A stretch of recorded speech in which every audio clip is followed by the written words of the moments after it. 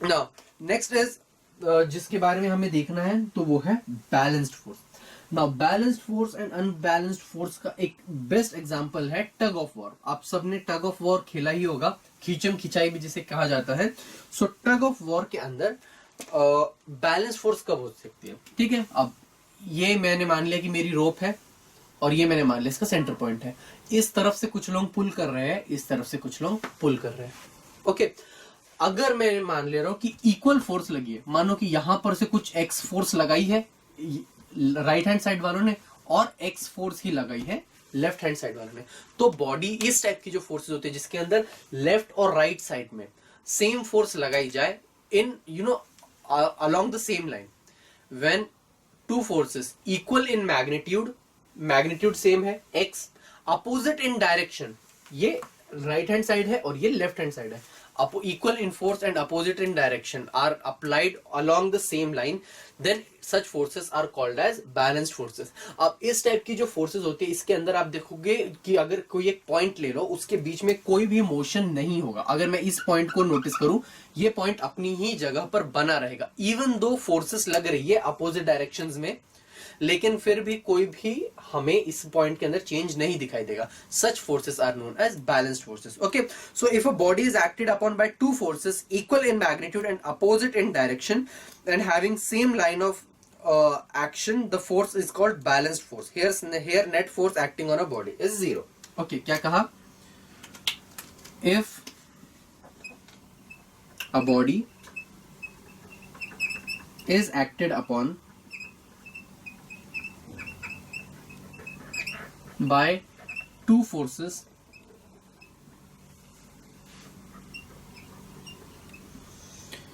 equal in magnitude and opposite in direction,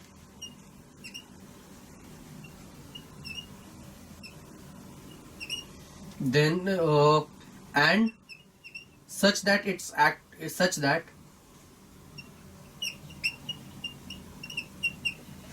it acts along the same line,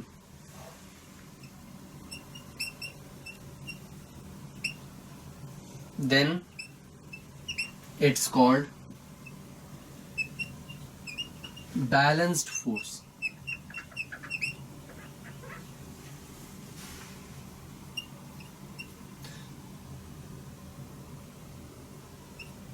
The net force acting on a body in such cases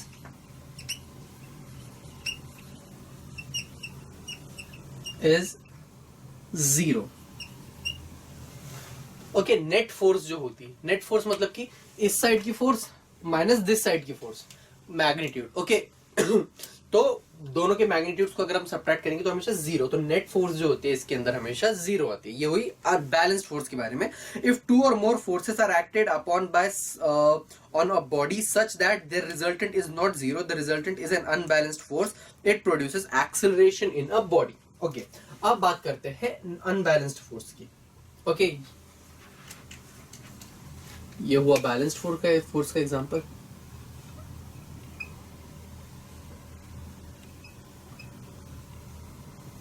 Now let's talk about unbalanced force.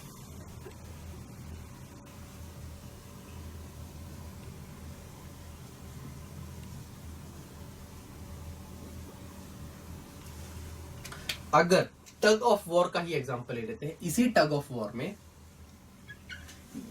इस तरफ का जो force है, okay, इस तरफ जो force लग रहा है उसको हम x ले लेते हैं और इस तरफ जो फोर्स लग रही है उसको हम y ले लेते हैं। अब ये अलग अलग फोर्सेस है।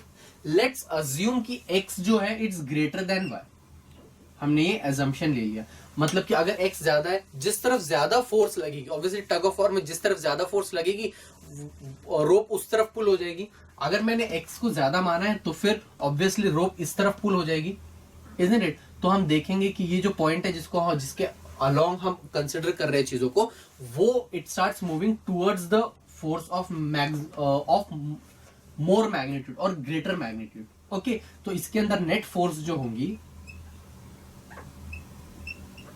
नेट फोर्स कितनी हो जाएगी, दिस माइनस दिस, मतलब कि x minus Y, along which direction, along the direction of greater force. Okay, greater force के हमेशा डायरेक्शन में होता है और वो फोर्स कितनी होगी, इस डायरेक्शन में। अब ग्रेटर फोर्स कितनी है, x। ओके, तो x के डायरेक्शन में ये नेट फोर्स यहाँ लगने वाली है। सो if two or more forces are acted on a body such that their resultant is not zero, if two or more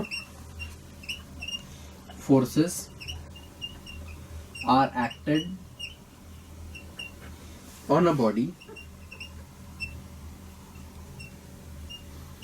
such that their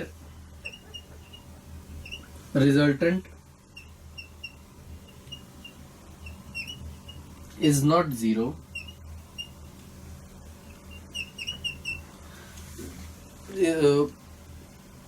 the resultant is an unbalanced force, the x zero, then the resultant is an unbalanced force.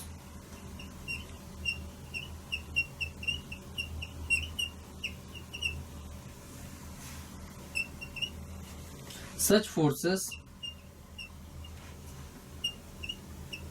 produces acceleration in the body। ऐसी forces की वजह से body के अंदर acceleration generate होता है, okay, produce होता है। Okay, now what is acceleration, rate of change of velocity is known as acceleration, मतलब कि वेलोसिटी जो बॉडी की है वो चेंज होना शुरू हो जाती है बिकॉज ऑफ अनबैलेंस्ड फोर्सेस। अब हमने देख लिया what are balanced forces, what are unbalanced forces, what are contact forces, what are non contact forces. Force से रिलेटेड और एक कॉन्सेप्ट है जिसको जानना हमारे लिए बहुत जरूरी है, and that is inertia.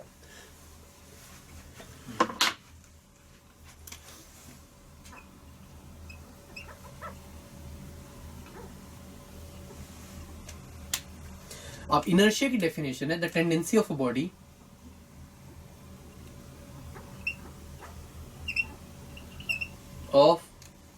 at rest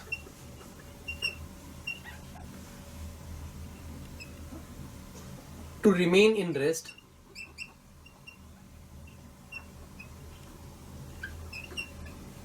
and the body in motion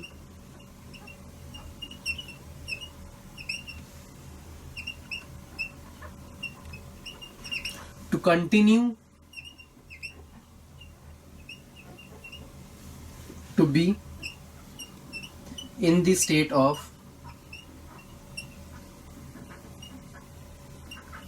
motion is called inertia। अब इनर्शिया का एक बेस्ट एग्जांपल मैं आपको देता हूं। कोई भी टेबल जो काफी वक्त से एक ही जगह पर अगर रखा हुआ हो, हम जब उसको मूव करने की कोशिश करते हैं, initially it's very difficult for us to move it. एक बार वो मोशन में आ जाए तो फिर हम उसको कंटिन्यू कर सकते हैं हिलाते रहना, लेकिन इनिशियली उसको उसकी रेस्ट की पोजीशन से हिलाना मोस्ट डिफिकल्ट पार्ट होता है। एक बार वो हिलने लग जाए तो it gets easier for us to continue to make it continue in the state of motion. उसी चीज को हम कहते हैं इनर्शिया। अगर कोई चीज रेस्ट पर है तो वो रेस्ट पर ही रहती है, और अगर कोई चीज मोशन में है तो वो मोशन में ही रहना कंटिन्यू करती है। तो उस पोजीशन की जो बॉडी वो जो चीज होती है बॉडी की, वो जो टेंडेंसी होती है बॉडी की, उसे हम कहते हैं इनर्शिया। और एक एग्जांपल देता हूं, बस में जब हम खड़े होते हैं, ओके, तो अगर आपने ऊपर होल्ड करके कुछ खड़ा किया है और बस वाला चल रहा है, अचानक इफ द बस स्टॉप्स तो हम आगे की तरफ मूव हो जाते हैं।